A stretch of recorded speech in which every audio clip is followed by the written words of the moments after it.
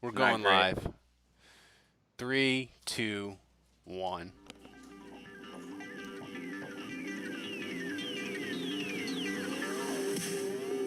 Welcome to the Saints Happy Hour podcast featuring Dave Cariello, Andrew Juge, Ralph Malbrough, and when he decides to show up, Kevin Held.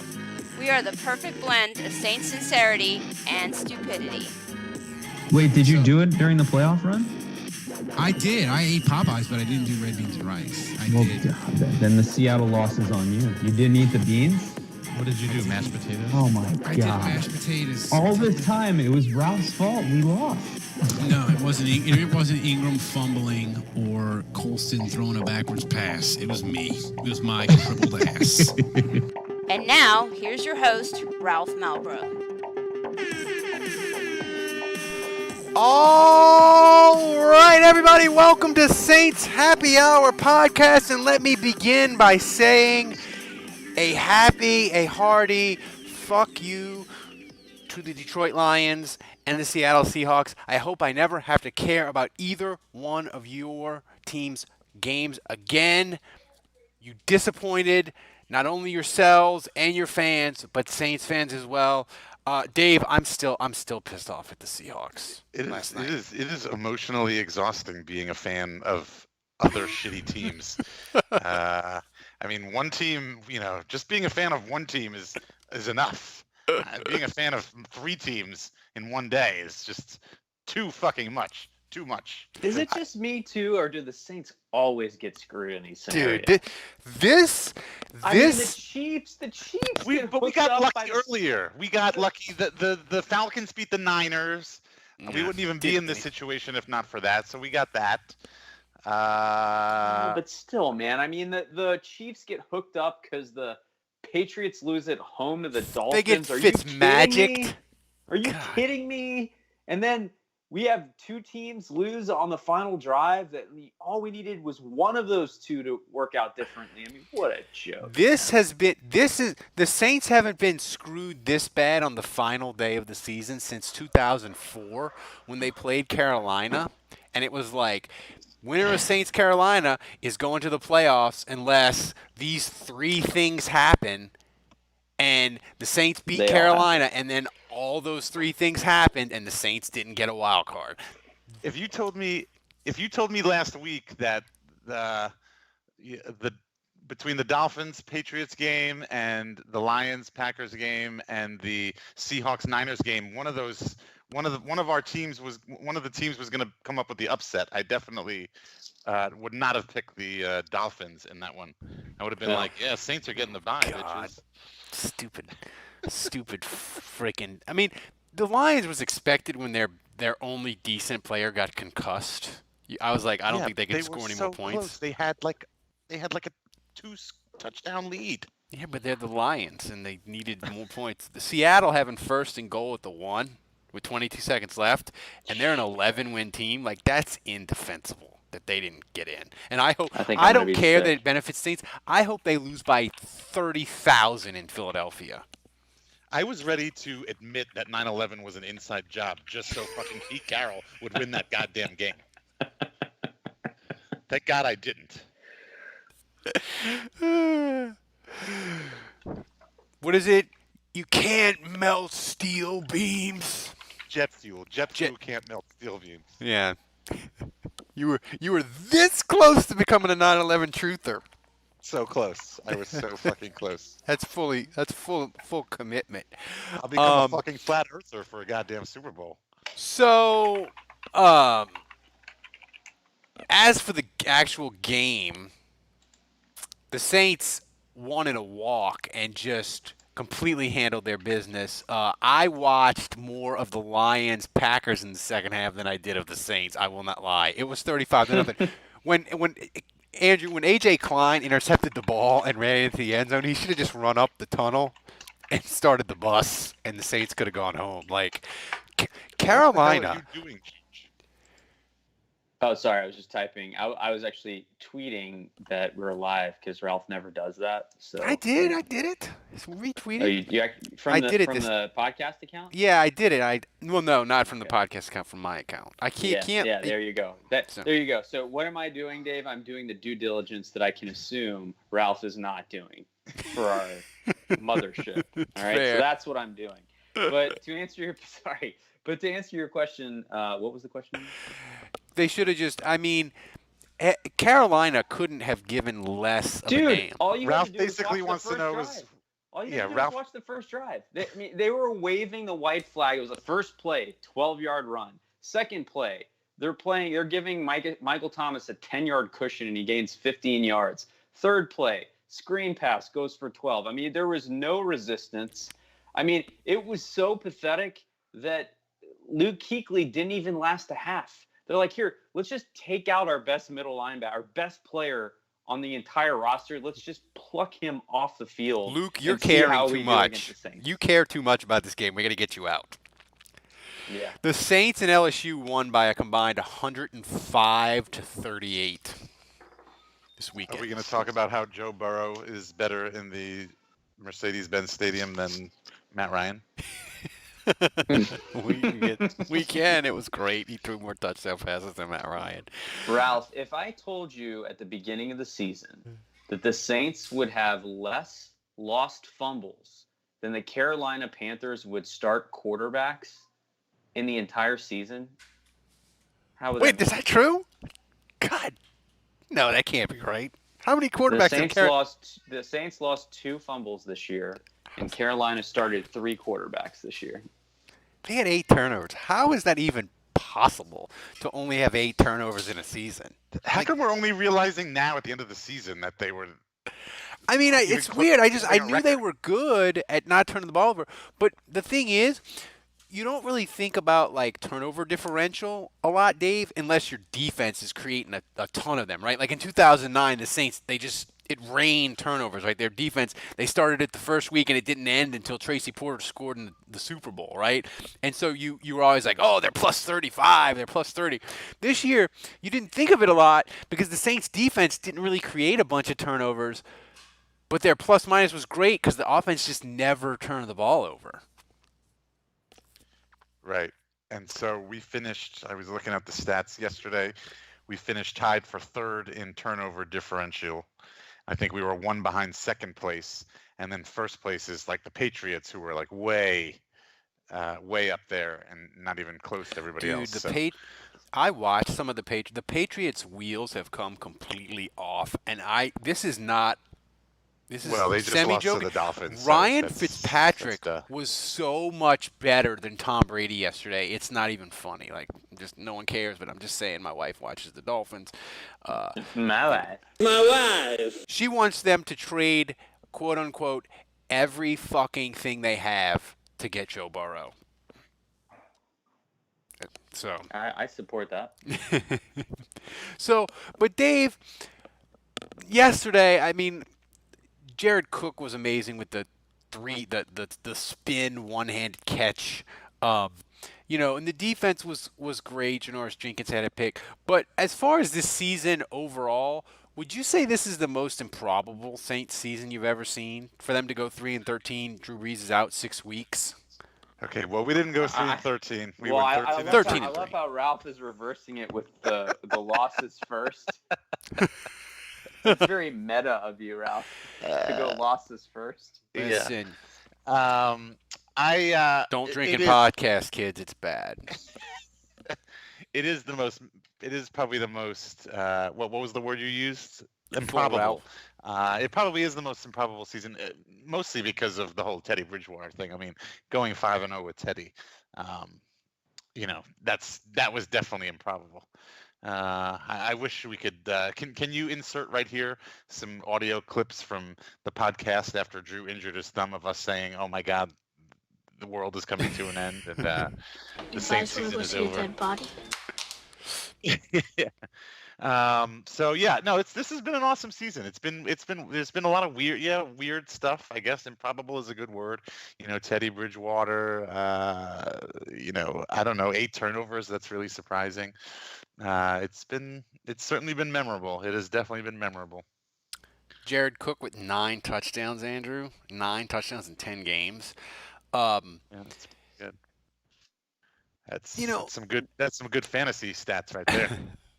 As soon as he got the Marlboro fantasy stink Probably on. should have hung on to him there, Ralph. No, I had to get rid of him. I had to take one for the team. I had to do my duty to try to get him playing well. I did 2 things last night. And also last night, in order to try to help the Seahawks win, I wrote my WWL column as if they had lost.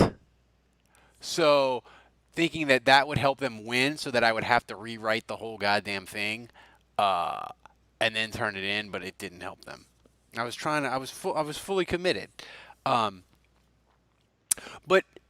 the thing yesterday too, Andrew, is Garner Johnson is just, he's looking fantastic. And I had they had PFF, they had their draft guru. He rated the Saints draft the 3rd best draft of the year. Yeah, well, I mean, Deontay Harris wasn't even drafted, and neither was Shai Tuttle. I mean, what great rookie pickups those guys were. So don't forget your son. Yeah, Granderson too. The Saints draft class has been great this year, and maybe they're onto something with the scouting department, because it really seems like every year now they're starting to get better and better at this. These teams need to keep their filthy fucking hands off of Jeff Ireland. Yes, they do. Keep your damn hands off of her. Did you guys see that some of the Saints assistants are being looked at, Dennis Allen for the Cleveland job, and I haven't heard anything about Campbell yet, but that's a thing that, well, I'm sure we'll talk about this more. Please don't go anywhere, Dennis Allen. Please don't leave us. Well, the thing that makes me nervous is that guy, if he gets hired, then immediately he starts thinking about Aaron Glenn as defensive coordinator. So it's not just like the one guy leaving, it's who does he poach from the Saints staff, and I'm nervous about that, because last time we had a mass exodus of our coaching staff after winning a Super Bowl, all the good ones left, and we were stuck with like Vitt and what was the defensive line guy that's with LSU now? Bill Johnson. Bill Johnson, and basically Peyton was left with scrubs. And eventually had to fire all of them. I mean, no disrespect. No disrespect. No disrespect. I'm sure they were great, but But they weren't. I'm sure they were great, but they weren't.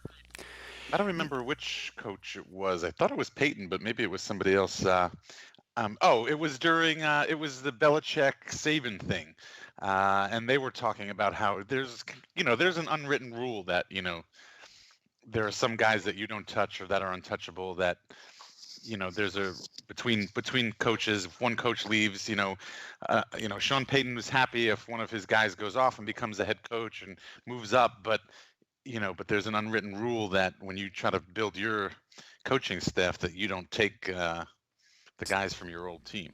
Certain guys, like you can take the assistant coaches, right? But you can't take my defensive line. But here's the thing. Well, clearly there's an unwritten rule that Pete Carmichael should never be looked at for a job. I think Pete Carmichael just doesn't, and that may very well be. But I also just don't think, it's funny that we're talking about this, because I was thinking about this earlier, but I just don't think that Pete Carmichael really has any desire to move up. I think he's happy and content where he is, and I've said this years ago when we've. Yeah, I think I used to argue that that's not true. That everybody in the NFL wants to get that's not to true. move up. But the thing is, like, he surely could have left somewhere to be a coordinator to call his own plays. Hell, Lombardi got a gig with the Lions as a coordinator. So I think you're right, Dave. I think Pete Carmichael is sort of content where he is. But Andrew, the thing about bullshit that comes along with being a head coach, and like some people don't want to deal with all that bullshit. At the end of the day, he might get to go home earlier at night than Peyton. I think Pete Carmichael absolutely wants a head coaching job, and I think it's a situation where he has he probably doesn't present an interview great. He kind of seems like more of a quiet, analytical. I mean, the reality with being a head coach of a football team a lot of times too is you're a spokesperson and you've got to present well. You've got to be type A. That doesn't describe Carmichael in some ways. So I think that's part of it. And I just think he is at the mercy of Sean Payton calling the plays. And so I just think he's always Here's been the one. I overshadowed don't by think that. Dennis Allen's going to get the Cleveland job because Cleveland made such an abominable hire in Kinchins. I think their general manager is going to go for a name established retread. Like they're not hiring Dennis Allen who bombed with the Raiders and giving him his second crack at this. Like cuz the general manager for Cleveland, if he fucks up this hire, they're going to fire him next time too. You know? So I just don't see it with Dennis Allen there. But it's a good problem to have. If the one thing I didn't realize, Dave, the Saints have won the most football regular season games the last 3 years. With New England losing yesterday, the Saints 37 wins is tops for the last 3 years. But as you look over the year before we get into the Minnesota game and yesterday to a certain extent, what besides Teddy Bridgewater, what was the most surprising thing to you about 2019? Like what's the thing you look at and you go, I can't believe that happened. Like a move that they've made, or like a actual move, play an on the event, field? something that was really good. Like what surprised you about the year that you just didn't see coming, and you're like, wow, I didn't see that coming.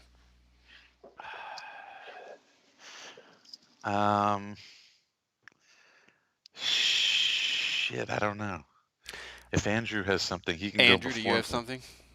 I mean, that they went 5-0 with Teddy Bridgewater. No, he said and You can't do besides Bridgewater. the- Other oh, than besides that? Bridgewater.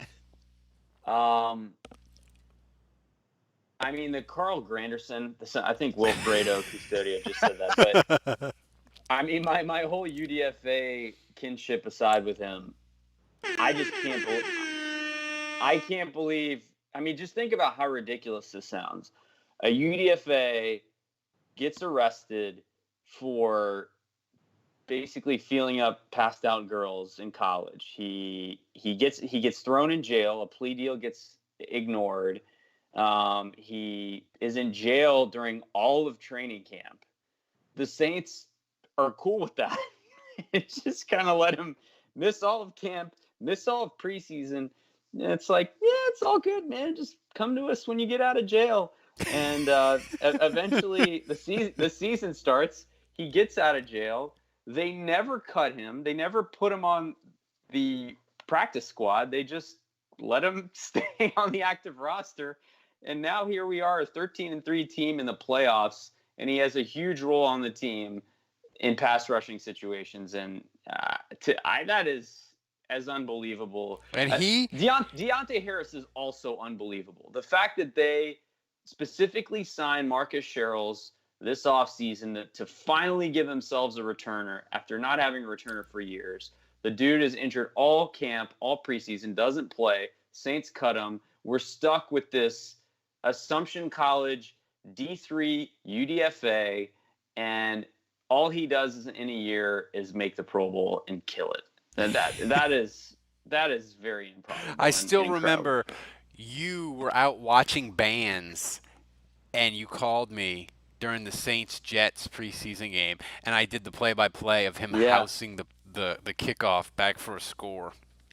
I remember that. And man, like, the thing is, how many times did Sean Payton, between like Tommy Lee Lewis and Traveris Cadet, like how many times has there been this like, oh, this guy's going to be explosive and we found him under a rock, and he's Joe Morgan was another one of those guys. Like we found this Joe guy Morgan under a was rock. explosive Oh though. yeah, I forgot about him. Joe God Morgan damn. was explosive. He just drank a lot. Joe Morgan was pretty explosive, man. He was always catching the long touchdown pass. Yeah. Wow, I remember He did that like 3 times. Yeah. But anyway, of all those times, like Deontay Harris is the first one where it feels like it actually kind of worked out. Well, no, I was That going to say. profile. I was going to say the most amazing, surprising thing about the 2019 Saints is they were 12-3, and yet on a Friday managed to set Saints Twitter ablaze like it was the first day of free agency with the potential of signing Antonio Brown. And as Andrew, you said on Twitter, it really went full circle. It went from, oh my God, we're going to sign Antonio Brown, to, if we're going to sign Antonio Brown, why aren't we signing Des Bryant? And it went completely full circle, and it was an amazing, amazing Friday. I mean, I would say it's probably the funnest non-game day of the entire 2019 season. Dave, were you as excited as me about the potential of Antonio Brown? I just for the whole circus of it, yes, I was excited about it. He brought the Saints told him not to bring his entourage with him to New Orleans, and of course, he brings the whole fucking entourage with him. Well, and I think that probably hurt any chance. I mean, and obviously they brought in a lot of receivers, including Tommy Lee, the aforementioned Tommy Lee Lewis. But I think I saw Andrew tweet. Andrew doesn't want any Antonio Brown anywhere near the Saints because of all the drama in the circus. And I mean, obviously, yes, I am aware of his past, but my whole feeling is Peyton would not sign him. It would not come to fruition. None of this would actually come to fruition, and Peyton would not sign him if he really thought it was going to be an issue. And even if he did sign him, and even if he was wary of a potential issue, I think Antonio Brown would have an incredibly, incredibly short leash, if he had a leash at all. And the second there was any bullshit, he'd be out of there. And so if the Saints actually did sign Antonio Brown, I would think that the Saints had done all their due diligence. And obviously, when this was going down the other day, we know he's not even cleared to play. So most likely this is not for the playoffs. This is for next season, or it's to see if whether he would be available to play for the playoffs. I got some intel today on that, okay. and I'll just share that. Really and truly, I mean, the Saints, Krishan Hogan got injured. They called back up Little Jordan Humphrey, your UDFA son, which actually that's a whole question I have, by the way. We need to talk about that. Like, is the competition back in play if he scores a touchdown in the playoffs? So we need to talk about that. I think so. I think so. Yeah. I think it's the comeback of the year. Yeah. But the thing about AB is I think there's genuine interest, especially, as you get into the playoffs, but it was really just a fact-finding mission of where is he at? Like what place is he at psychologically? Like, where is he mentally at this point right now? Still crazy. And he failed that test miserably. He came into New Orleans with the camera crew. Breaking news, Antonio Brown is still fucking a lunatic. Yeah, but so I think it was a fact-finding mission because if he's at a better place now and he's found medication and a doctor and a priest and whatever else, maybe we'd be interested. And anyway, he completely showed his ass, obviously, probably literally. And I mean, so, Andrew, just today, he's bagging on Juju Schuster on Twitter and Instagram. And laughing at doesn't get it. And laughing at the Steelers for not making the playoffs. Like, Dave, I was with you. I'm like, sign him. I don't care. I love the circus. It's for clicks. It makes the jokes. But he's so insane. Me and Andrew were talking about on the podcast, which, by the way, you should become a patron, $7 a month. Get your Saints podcast every day. Andrew was laying out a scenario of the Saints bring him in, and they sign him. They give him the playbook, and he goes crazy, and the Saints cut him, and he's live streaming the Saints playbook on Instagram as revenge against Sean Payton. And I thought about that scenario as being completely ridiculous, but then I thought it might be possible with Antonio Brown. Like, there's nothing that he could do, Dave. That there's no scenario you could lay out for me that I'd be like, that is completely not happening. Right. No, it's totally possible. Totally possible, but unlikely. I'd say unlikely, but definitely possible. Okay. He still wouldn't have been the worst signing. Oh, Oh, look who it is. Look. Yeah, I know. The worst signing apparently was Adrian Peterson, who is still playing, by the way. Yeah, I know. At a Drew Brees-like level. No, he's hang on a not sec. because the Washington season is over. Thanks for joining us, Well, Kevin. Takes a team, Ralph. Yeah. One man can't do it all by himself. Kevin, did you watch the game yesterday? Yes, I did. Wow. The whole game. Did you watch the whole game? Gee, I didn't even No, I watch the didn't. fucking whole game. What kind of question is that? No, I got out. I got out somewhere in the third quarter. Pushed. I was just like, all right, this seems to be. I mean, You in, know. in Kevin's defense, when Teddy Bridgewater gets put in the game, that's signaling that it's okay to leave the bar. Kevin, if the Saints sign AB, are you going to go hike the Appalachian Trail again? I thought they weren't signing him, but well, Never say never. you mean AP? AB or yeah, No, he means Antonio. AB. He means Antonio Brown. Yeah. Yeah, wait Yeah. a minute. No, I mean, I don't think so. So, Great show, guys. See you next Monday. so I mean, did Antonio Brown beat his kids? not yet. Maybe. Okay. Not yet. I mean, he got a little rapey, right? Is that less bad for you, Kevin? Yeah. Oh wait, was that a thing? I feel like- allegedly. Allegedly, a trainer, something. I mean, he's like Right. basically the moment he signs with a team, the NFL is going to put him on the super secret double probation Goodell list. Fuck. I feel like you know what? He didn't sign, so Kevin, thank I don't God. even think I don't think you could field a fucking team with people that haven't been in trouble with the law at this point. Yeah. I mean, I think you just need to get over it. Kevin, I don't know, with your man. with your morals and your standards, you're never going to I make mean, it. in I'm this town. surprised Kevin hasn't given me grief for adopting Granderson. Thing is, I mean, man, forget judging the Saints. I'm surprised he hasn't judged me. Kevin doesn't know even what that a Granderson, like, Kevin touched doesn't him. know what happened with Antonio Brown. You think he knows what happened with Granderson? 99% of the Saints fan base doesn't know what happened with Granderson. Oh, maybe we should No, stop wait. talking about it then. We No, should. no. Ignorance is bliss. He went to jail though, right? Yes, he did. Okay. I mean, He went what's to fucking more? the ass prison. What's more likely to happen, Dave? Taysom Hill scores 2 touchdowns Sunday, or Very likely. Andrew's adopted son gets 2 sacks against a bad Vikings offensive line. Both of those are very likely scenarios, to be quite honest with you. So, I still think Taysom is more likely. yeah, I think you're right, Andrew. I think you're right. Kevin, Taysom, by the way, I mean, that dude is fucking awesome. Yeah, you're just welcome. You're just figuring this out now, huh? I mean, I guess that's my answer to Ralph's question earlier about surprising. I mean, obviously, like Taysom was around last season, but I feel like this season he's really coming to his own. like it's not that we didn't know what he was capable of. I mean, he every time we saw him flash, we said, "Oh my God, this guy has incredible potential."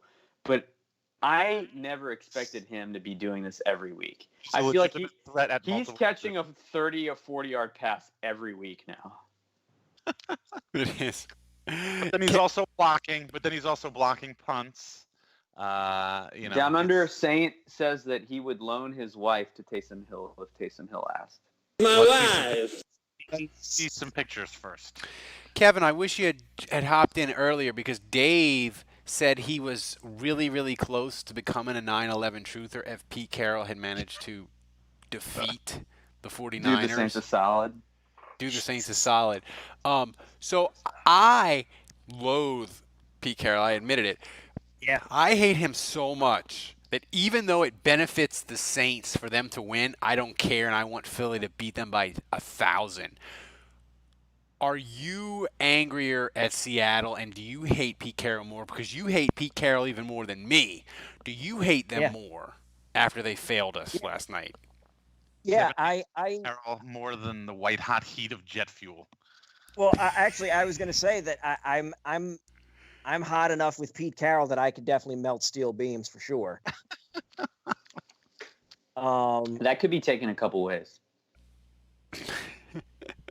What Yeah, it ways could would be. that be, Andrew? Well, you hot for him. Like you're Oh, like You're you want to gay. date him. oh yeah. Means you're gay. Oh, okay. Oh yeah. Didn't think of it like that. right. So I listen, mean, for an older guy, he's handsome. he is old. He's like pushing 70. So now we need to get he's not handsome. the reason why people listen to this podcast, why people get on the live stream. They come here for serious football talk. So what I want to talk about, Dave, is a podcast listener. She wants us to officiate her wedding next good. I'm glad we're year talking about this. when We're the there. Saints play in Las Vegas against the Raiders. I'm so there. Yeah. Have you gotten ordained as a minister yet? So we can But make... I've got all the info. It seems pretty easy. I had a friend of mine who did this, and he's actually wound up officiating multiple of our friends' weddings. So I know. Don't you just have to like pay $5 to a website online and then It's done? like maybe not $5, maybe like $20 or something like that. But but it's very easy to be legally ordained as a minister. You just have to make sure you fill out all the right paperwork in whatever state you're performing the wedding. So I'm ready to do it. So I'm we totally can in. have a live show in Vegas /wedding reception. I mean, because I'm going to come up with if we're doing this, I'm going to come up with a custom Saints themed, vows thing. Like, do you take your husband, in sickness and health? Do you intend to be with him longer than Nick Fairley stayed with the Saints? I do. Okay, great. That's great. This is already off to a great start. Yeah. So I'm going to come up with a custom vow like that. That's going to be Saints themed. Oh, I like that. I think and then My wife. she's an actual wedding planner, so she can have it all organized. She can have the procession all lined up. It can be nice. It can be classy. Obviously a black and gold color. Black and gold will be the color. I feel like Jairus Byrd has a place in here with the whole sickness and health thing, where like you could say the Jairus Byrd that just got the contract, would you love him then as much as you'll love him when he's the Jairus Byrd that had the back injury and was a shell of his former self and the biggest bust in Saints history? Michelle is actually in the live stream tonight. She says she is 100% committed. She's 100% on board. We're getting fucking custom jerseys. I like it. I can take care of that. Yeah, we can do that. Thing is, Dave, would you, if you officiated the ceremony, would you do it like Sean Payton, like a coach where your nipples were showing with a headset? Or would you do it in like full football That's the uniform? reception. Like players? Like how would you do it? Well, I wasn't until you just mentioned that. Of course, I'm doing that now. Yes. I don't think that my nipples naturally do that, so I'm gonna have to have them built into the shirt that I wear, I guess. I'm gonna wear I'm gonna wear a tuxedo, but like you're gonna be able to see the Ralph nipples might through be describing the honeymoon. I'm gonna wear a tuxedo, like a real actual tuxedo. But somehow I'm gonna have my nipples showing through the tuxedo jacket, not just the tuxedo shirt, and not just the 3-piece vest that I'm wearing, but also through the jacket, through 3 layers. Then you would look exactly like Sean Payton. I'm gonna nip out through 3 layers. And her fiance's name is Sean. The entire ceremony. I was gonna say you need to have the entire ceremony on one of those giant play call sheets, one of those laminated play call sheets, and as you're reading the vows, you have to keep covering your face with it. That's right. And then you can't see me reading the vows. You can only hear me reading. Kevin, are you aware that Michelle requested you be the flower girl? No, I'm not. I'm touched. I thought I was supposed to be I can't.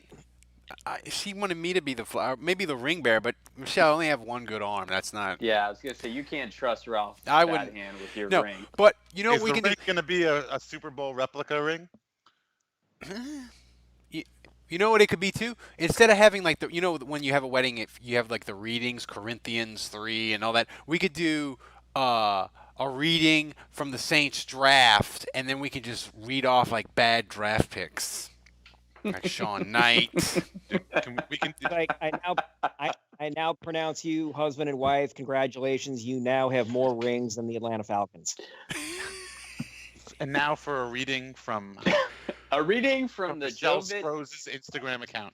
a reading from the Joe Vitt testimony regarding Cirillo. This Yeah, Mike motherfucker right Cirillo. here, he's a liar. He's a liar. He's a born liar. I This is the- have to say, the Saints in Vegas next year is going to be insane. If they manage to win a stadium is Super gonna Bowl be this more year, Saints fans. it will be bonkers. I That mean, stadium is going to be mostly Saints fans. I mean, my whole family might be going. I got text from my sister. She's like, she knows NFL news like Kevin does. She's like, the Raiders are moving to Vegas? Really? So Michelle says, I'm divorced, so I have more rings already.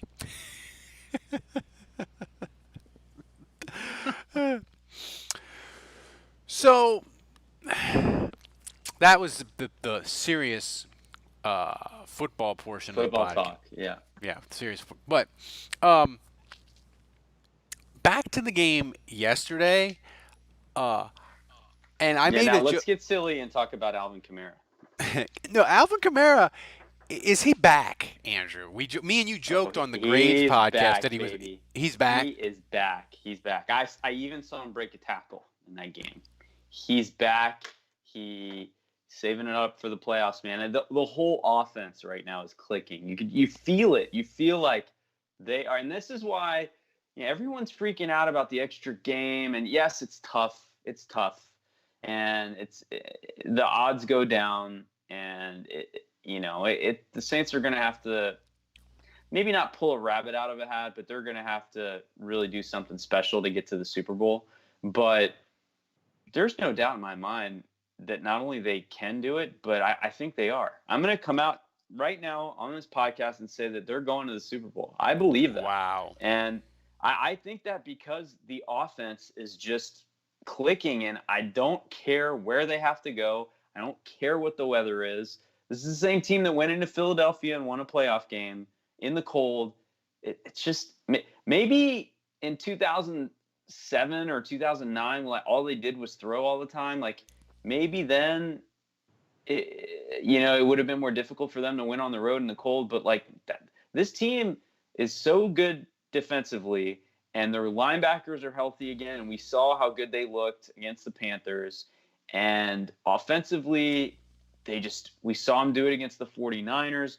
We saw them go into Tennessee, light them up. We saw what they did against Carolina. I just think this offense is clicking, and I don't care if they have to go into Green Bay. I think they're beating them. I think they're beating everyone in the NFC playoffs. I really do. I'm going to ask this question to Kevin and Dave. Andrew, you just kind of answered it, but you can jump in and answer it after they do. Kevin, do you feel more confident about the 2019 Saints than you have any other Saints team since 2009 heading into the playoffs? No, I felt very confident about the I felt very confident about the 2010 Saints because they were going up against the goddamn 7-9 Seattle Seahawks. I mean, and that turned out like shit. I felt very confident about the 2011 team. I'll go to my fucking grave believing that was a Super Bowl team that that was a Super Bowl team. 2018, 2017, that was a team that could have gone to the Super Bowl, but for a fucking goddamn miraculous catch. I mean, But going into the playoffs, you were Going more to the confident in playoffs? No, those teams than this I team? absolutely felt confident about that team going into the playoffs. I felt confident last year going into the playoffs. I think the idea of having to go on the road, like if they win to then have to go on the road to potentially Green Bay and then At potentially night. Frisco, is it's a tall fucking order. Dave, do you feel more confident with this team than any other Saints team since 2009, or equal to other certain years? I do feel confident, actually, mostly because I feel like Andrew kind of talked about it earlier, alluded to it earlier, where it seems like we're peaking now as opposed to past years where it seems like It didn't Yeah. feel that way last year that we were peaking at this point. 2017, No, it felt weren't like they we were injured going the as wrong hell direction. too? It felt like our offense was having issues. I mean, I feel like this season has been the exact opposite. I feel like we started off slowly offensively, and we were all worried about receiver and who needing somebody next to Michael Thomas. And right They now, finished third in points again. Last year they were third. This year they were third. They were a little bit less. Last year they averaged like 30, almost 31. This year they averaged like. they're just always going to be top 5, top 10 at the worst. I mean, you just know they're always going to somehow come out. But to with do it this when Drew Brees offensive missed out- 6 weeks is just ridiculous. I understand that. Well, Michael Thomas is a big help in that. But like I was saying, I mean, we were talking weeks ago about who was going to play next to Michael Thomas, and we were concerned about that. But I mean, the last 6 weeks, nobody has scored more points than the Saints in the last 6 weeks. I mean, we are currently the best offense in the league. So from an offensive standpoint, yeah, I feel great. And and they're up to number 2 in DVOA. If advanced statistics is your jam. I mean, honestly, the Niners are really the only team that worry me. There's not another team in the NFC that really worries me. The Vikings, this should be a fairly easy win. The Vikings are not at the same level as the Saints, even though they've made the playoffs. Ralph, you texted me last night. That's one of the things that set me off last night. When you tell me that in the last 20 years, there have been 3 teams that have gone 13-3 and only gotten and been the 3rd seed and not gotten a bye. And the Saints are 2 of those fucking teams. And the Twice Saints we are have the gone only 13-3. 2 times that a team has won a division and gone 13-3 since 1990. 64 teams have won a division and gone 13-3. Only 2 times they haven't got a bye. Both times it's the fucking Saints. How is that even possible? Because that's just like typical Sean Payton era Saints. It's like the same thing. It's the same thing with Breeze. It's like Breeze has a great season. Oh well, fucking Aaron Rodgers has a better season. It's like we have put all these great accomplishments together, but it's just never like it always gets overshadowed by something else or some other team or some other player. But anyway, so yeah, to answer your original question, I feel pretty goddamn confident that this team, they're good enough to win a Super Bowl for sure. Fortunately, it doesn't look like the Patriots. I would be very surprised if the Patriots made it all the way to the Super Bowl. I know they're the Patriots. Yeah, that's not happening. They're losing to Tennessee Saturday night. Yeah, they might lose to Tennessee, seriously. I have to say, this is the most confident I've been since 2011. I agree with everything Dave said, and I feel good about the Saints. All that being said, and this is what Todd Newberg just said in the chat, Philly was not an easy out last year in the Dome against the Saints. And, I mean, here's the thing. Like, it could easily all end Sunday. I don't think it will, and I'm sure we'll talk about our picks later, and I'm going to pick the Saints to win. But Minnesota's a scary team. Their offensive line can be shaky, but Kirk Cousins is – you say what you want, mock him all you want, but look at his stats this year. He is a highly efficient, very strong performing quarterback that's had a great year statistically.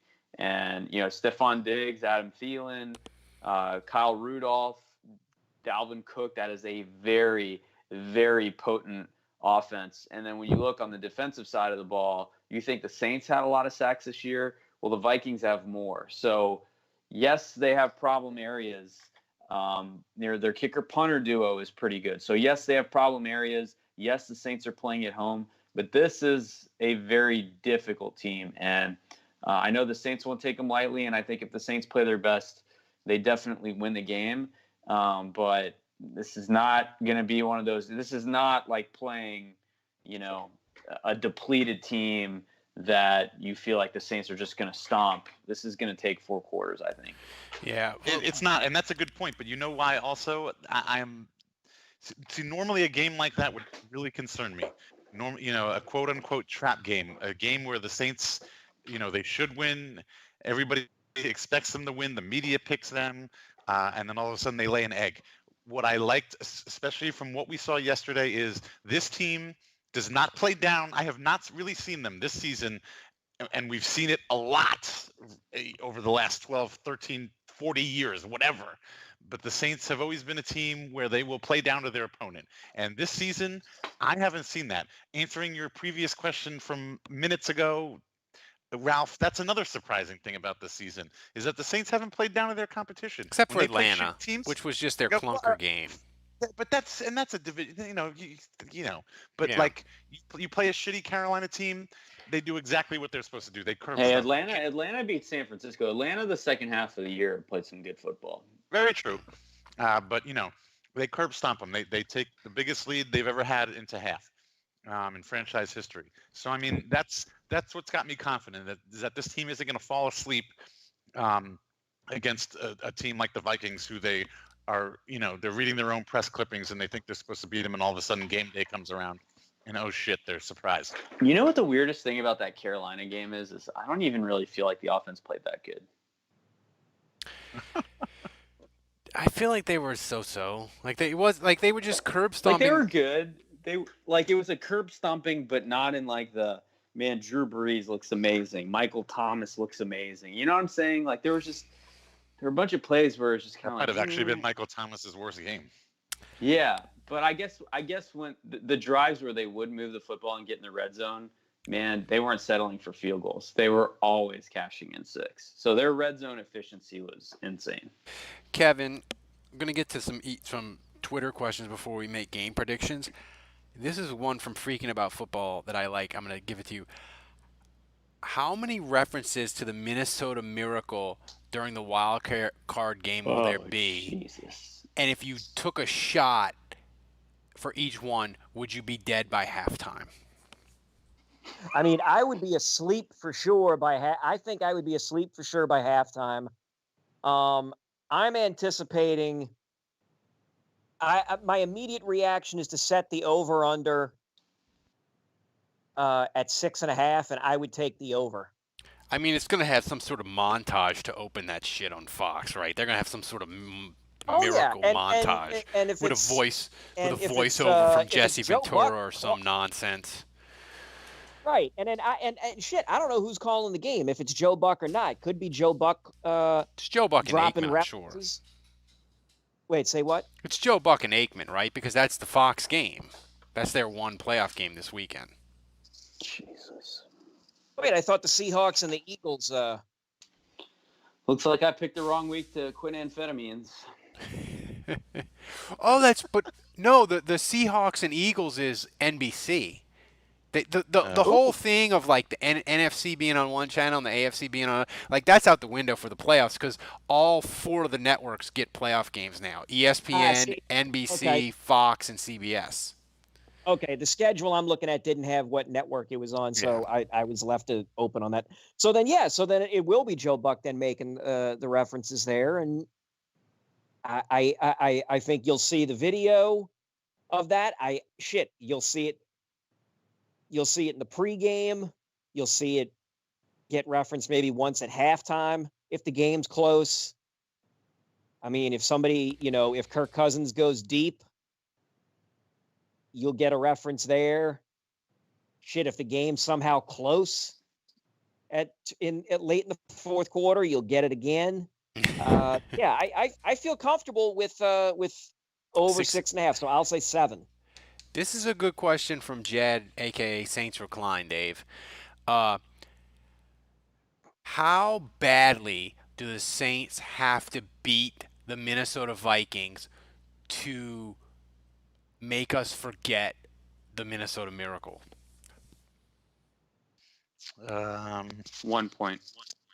Yeah, I mean, just beating them is just going to feel good. It's going to have a little bit of that redemption feeling to it. So yeah, they don't have to beat the hell out of them. But it would be really, you know, I think we've gotten past the point where we go to other teams' websites or message boards or blogs or whatever, and and talk shit to opposing fans or whatever. But if we were to do that, it's always good when you beat the shit out of the other team. They care. Isn't it better? I mean, to me, it doesn't matter if they win 50-0 or 21-20. I mean, 50-0 would just make for a nice, relaxing Sunday, which has its benefits. But 50-0 would be like getting a bye. Like if you want retribution, like if you were going to be petty about this, I want retribution. That's what I want. Then you want their guts on the floor. Then you want the horrible officiated call, or you want the game-winning walk-off field goal. You want something. No. Here's what I want.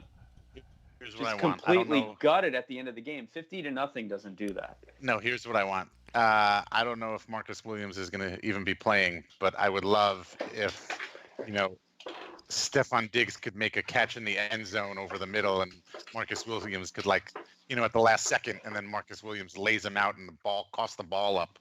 That would be nice. That would be cool.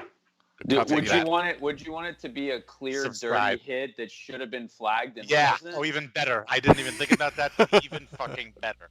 That's just the cherry on the top. So you don't want it to be a clean hit that no one debates as a penalty. I want it to be a 6-point game. I want Saints to be up by 6 points, or 3 points or whatever. I want the Vikings to be on the 4-yard line with 3 seconds left, running one last play. No. I want an untimed down. Oh my God! Untimed down. It's a penalty. Untimed down. Pass to Stephon Diggs over the middle, back to the end zone. Marcus Williams knocks his fucking head off. Ball comes loose. Saints win. Clear penalty. Hit him a little early. Hit him a little early. No flag. They review it. They still don't call it. Helmet to helmet. They missed that. Yeah, the chat room wants retribution, Andrew. Just so you know, they want retribution. You are. Listen. I am one petty motherfucker. I'm all about retribution, but okay. We can quibble about calling for, oh, no, I'm fine if it's a dirty hit or whatever. But let me tell you, I ain't trusting these motherfucking referees. Good point. I wouldn't trust these fuckers with bubble hockey. Okay. So, you want to have a questionable hit at a deciding play of a game with the Saints involved? No, thank you. Give me the Saints. Give me the Saints up. Give me the Saints up big, and if fucking Marcus Williams wants to come in with the clinching interception, great. I'm fine with that. Or better yet, a clinching pick six. I'm fine with that. But don't give me this. Oh man, the Vikings are driving. It looks like they're gonna fucking do it, and then all of a sudden, oh nope, something cost the Vikings. Oh, referee incompetence. Man, I wouldn't even trust. I don't trust referee incompetence, even if it could potentially benefit us. I just don't. I don't trust the league after the game's over to make a phone call and say, actually go back and play that last minute right. of the game. The NFL will the officials will Forrest Gump their way through all of this, and it'll cost the fucking Saints. I have said this. I have believed this for a long time, and I've probably said this a few times on the podcast. Take the game out of the referees' hands.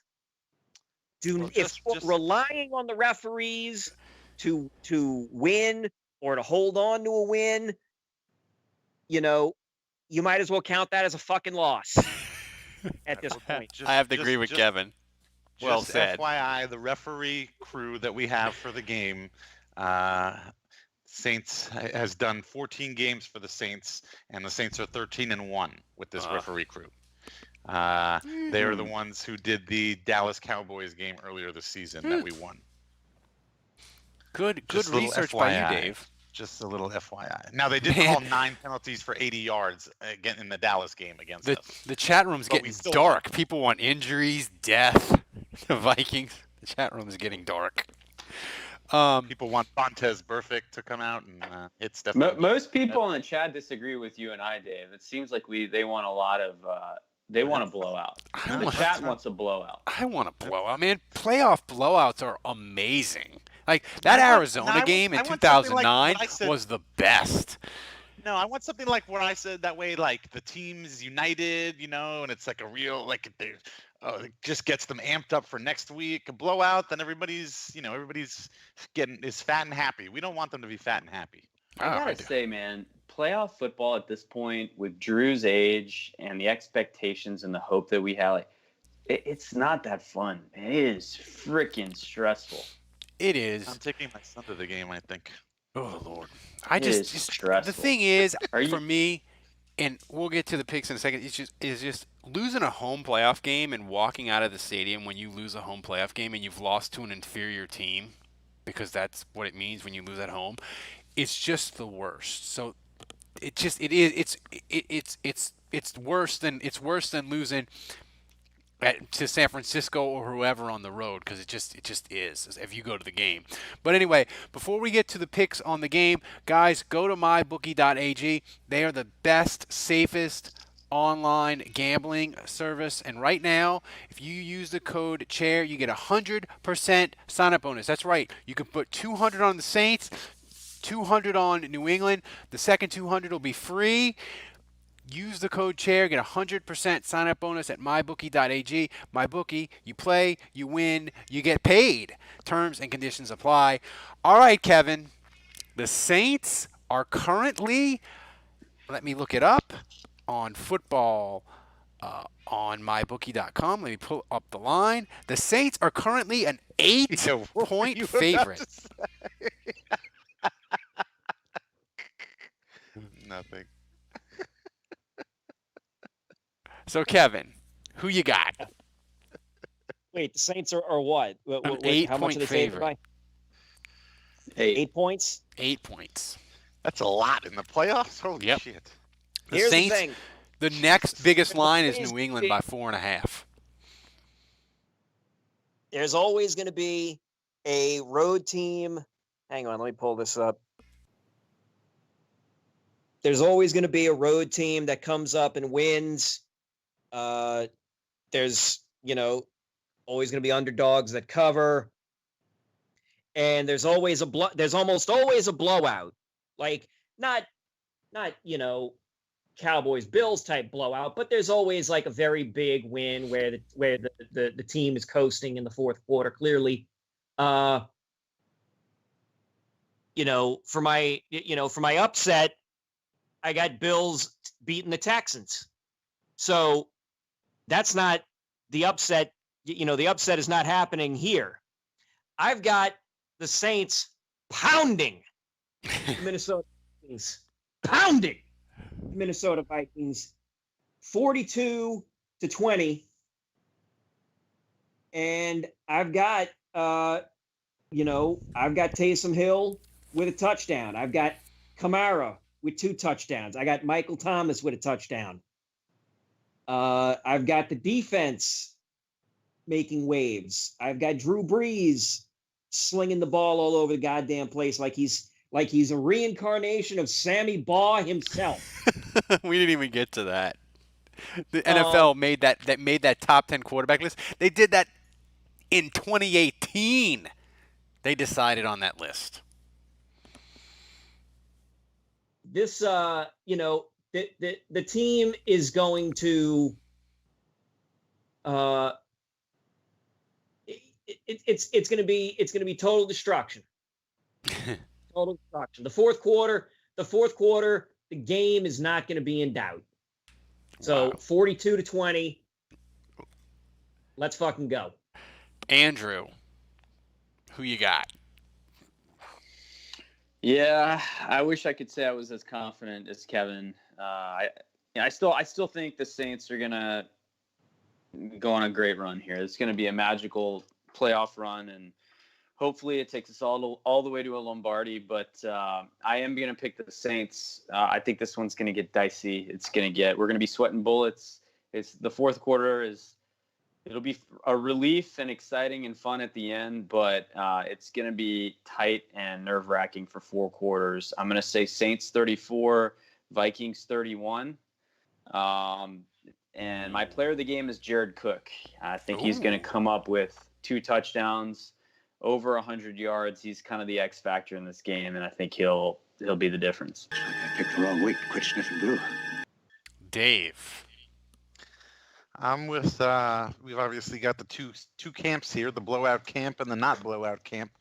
I'm going to go with the not blowout camp. I agree with Andrew. I think this is going to be closer than we want it to be, but a win nonetheless. I'm going to say it's in the dome, so Saints ought to put up a good amount of points. It's just a question of, to me, how good our defense is going to play.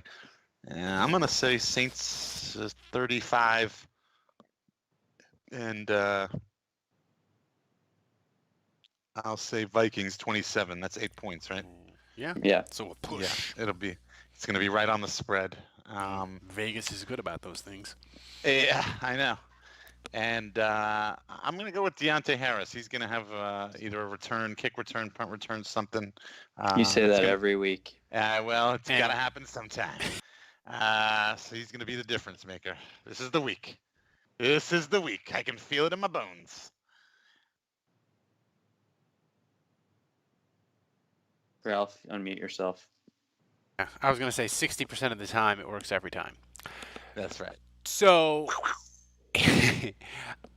I am torn because I'm working on a column for Channel 4 of that my 3-point plan to push all the negative Saints playoff thoughts out of your head. And my head right now is filled with negative thoughts. I just have Kirk Cousins beating the Saints and saying he's turned the corner. He finally had a big game and all that. But I'm going to push all that negativity out of my head by drinking, possible drugs. Saints 105, Vikings 0. The Saints are going to fucking annihilate Minnesota in a way that they are going to doubt every fucking thing about their organization. Their quarterback, their coach, their mascot. It's going to be a complete and utter destruction. It's going to be a skull dragging? It's going to be a skull dragging. It is going to be, you are going to have Pete Prisco tweets in the third quarter of Sean Payton needs to stop. This is classless. That's how bad this beating's going to be. Your MVP. That would be delicious. Drew Brees. I don't know what the playoff record for touchdown is. 9 touchdowns. But he's going to fucking break it. That's my prediction. So, That anyway, would be fun, I suppose. Yeah, it was a good show. Thanks does Teddy Bridgewater throw a touchdown there?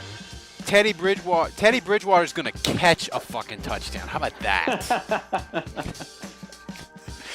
So, thanks to everybody in the live stream. It's been fun. We appreciate you guys. It's been a great year. Everybody have a happy new year. We appreciate you guys listening to the show, coming out. It's been a great, fantastic year for this silly little podcast of ours. We love you guys. Thanks for Kevin, for Dave, for Andrew, for showing up. Hopefully be talking about more football in the next game for the next show next week. Please, God, we need more football. So, until next week, the bar is closed. Sammy Law!